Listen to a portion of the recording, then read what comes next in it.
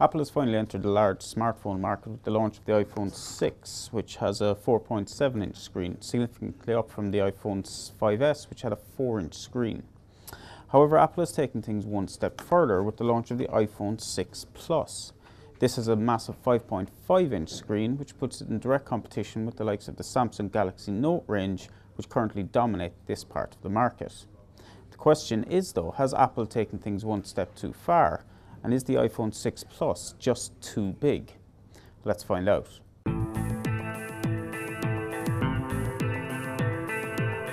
As you would expect from Apple, the iPhone 6 Plus is a beautifully designed and flawlessly built smartphone. Pick it up and the first thing you notice is not how big it is, but just how thin and light it is. Using premium materials like aluminium and glass, the iPhone 6 Plus feels light years away from the rather cheap looking and feeling Galaxy Note range from Samsung, which currently dominates the market.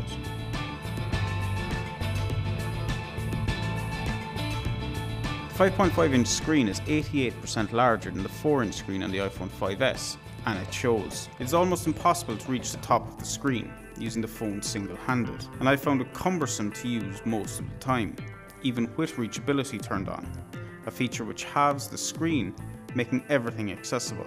In landscape mode, Apple has tweaked iOS 8 to make it more useful, especially in the mail and calendar apps, which let you view more on one screen than you would typically in portrait mode. As more app developers tweak their apps to take advantage of this, the iPhone 6 Plus will become even more useful.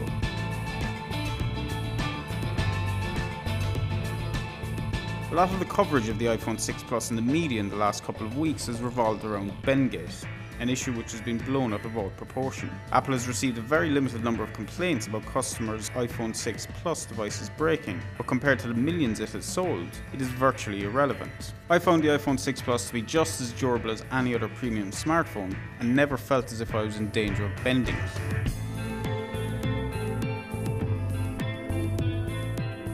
Possibly the single best feature on the iPhone 6 Plus is the camera. With added optical image stabilization, the 8-megapixel camera is just about as good as any smartphone camera on the market. You may not get the manual controls that you do on a Lumia 1020 or Xperia Z3, but for those who just want to take pictures or shoot video, this is just about as good as it gets. So it's clear that the iPhone 6 Plus is a really big phone, especially when you consider where Apple was coming from with the 4-inch screen on the iPhone 5S.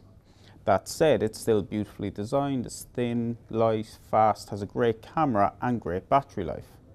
It is also, however, very expensive, costing £789 for the top-end model, which is £40 more than Apple's MacBook Air laptop. For me, the iPhone 6 Plus is just too big for everyday use, and I would be frustrated using it all the time as the screen is just too hard to reach. However, for others, that extra screen real estate will be just what they're looking for. And when you compare it to what else is out there on the market, the iPhone 6 Plus is a clear leader at the moment.